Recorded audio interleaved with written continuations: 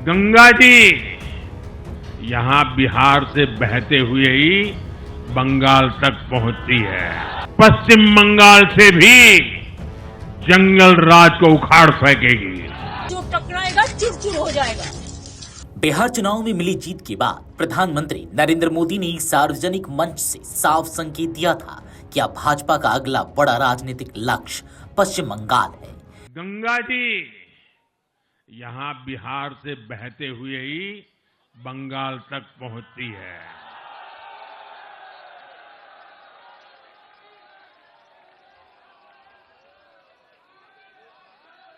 बिहार ने बंगाल में भाजपा की विजय का रास्ता भी बना दिया है। इसी घोषणा के बाद पार्टी ने तेजी से बंगाल में संगठनात्मक फेरबदल और रणनीतिक गतिविधियां शुरू कर दी हैं। आने वाले विधानसभा चुनावों को ध्यान में रखते हुए भाजपा ने पूरे राज्य को 6 हिस्सों में बांटकर हर क्षेत्र के लिए अलग अलग नेताओं को जिम्मेदारियां सौंप दी है, ताकि स्थानीय मुद्दों पर आधारित अधिक प्रभावी और सटीक चुनाव रणनीति तैयार की जा सके। पार्टी ने इस बार पिछली गलतियों से सबक लेकर पूरी योजना को जमीनी स्तर से जोड़ने का फैसला किया है। जहां 2021 के चुनाव में भाजपा आक्रामक प्रचार के बावजूद सिर्फ 77 सीटों पर सिमट गई थी, वहीं इस बार निर्णय लिया गया है कि प्रचार नहीं, जमीनी मुद्दे चुनाव का केंद्र होंगे। दिल्ली भाजपा के संगठन मंत्री पवन राणा और हिमाचल के संगठन मंत्री सिद्धार्थन सहित कई रणनीतिक पदाधिकारी अलग अलग जोन की जिम्मेदारी संभाल रहे हैं। इस जोन में जन सरोकार, स्थानीय शिकायतें, क्षेत्रीय अस्मिता और सामाजिक समीकरणों के आधार पर मुद्दों की पहचान की जा रही है। भाजपा की रिसर्च टीमें राज्य के गांव और शहरी इलाकों में सर्वेक्षण कर रही है।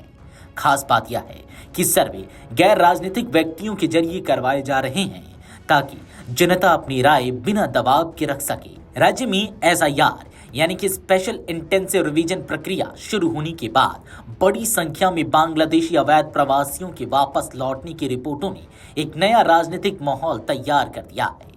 मुख्यमंत्री ममता बनर्जी जहां SIR को मुसलमानों और बंगालियों के खिलाफ कार्रवाई बताते हुए इसका विरोध कर रही हैं, वहीं भाजपा का दावा है कि इस विरोध से बंगाल का मूल समुदाय और अधिक एकजुट हो रहा है।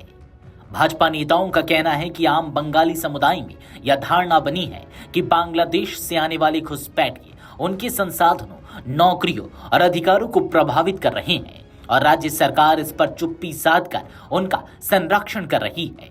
पार्टी को उम्मीद है कि यह मुद्दा चुनावी माहौल में तेजी से असर दिखा सकता है। ममता बनर्जी लगातार 3 बार से सत्ता में है। भाजपा का मानना है कि इतने लंबे शासन के बाद एक बड़ा वर्ग सरकार से नाराज है, चाहे वह बेरोजगारी हो, आर्थिक मुद्दे हो या कानून व्यवस्था को लेकर शिकायतें। भाजपा के अनुसार राज्य में एक बड़ा जनसमूह अब बदलाव की तलाश में है। पार्टी इसी भावना को अस्मिता, रोजगार और नया बंगाल जैसे नारों के साथ जोड़ने की तैयारी कर रही है। दिसंबर में प्रधानमंत्री नरेंद्र मोदी की संभावित पश्चिम बंगाल यात्रा को इसी अभियान की शुरुआत माना जा रहा है।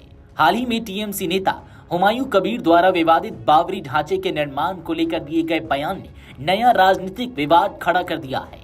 भाजपा का आंकलन है कि TMC द्वारा 30% मुस्लिम वोटों को रिझाने की कोशिश से हिंदू और अन्य समुदायों में एक अलग भावना पैदा हो सकती है। पार्टी का मानना है कि अत्यधिक अल्पसंख्यक केंद्रित राजनीति से बाकी मतदाता वर्गों का एकजुट होना संभव है, जो इसके पक्ष में माहौल बना सकता है। 6 हिस्सों में बटी रणनीति, रिसर्च आधारित मुद्दे, एंटी इनकम्बेंसी की हवा, ध्रुवीकरण की संभावित स्थिति और प्रधानमंत्री की सक्रियता, इन सभी को भाजपा अपनी बंगाल मिशन की रीढ़ मान रही है।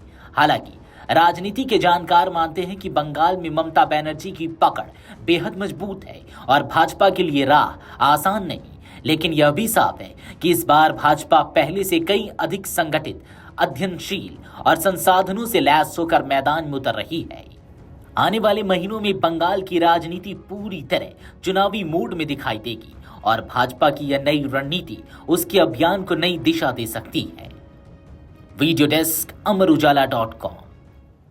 अगर आप ये वीडियो YouTube पर देख रहे हैं तो हमारे चैनल को सब्सक्राइब कर बेल आइकन दबाएं और Facebook पर देख रहे हैं तो हमारे पेज को लाइक करें।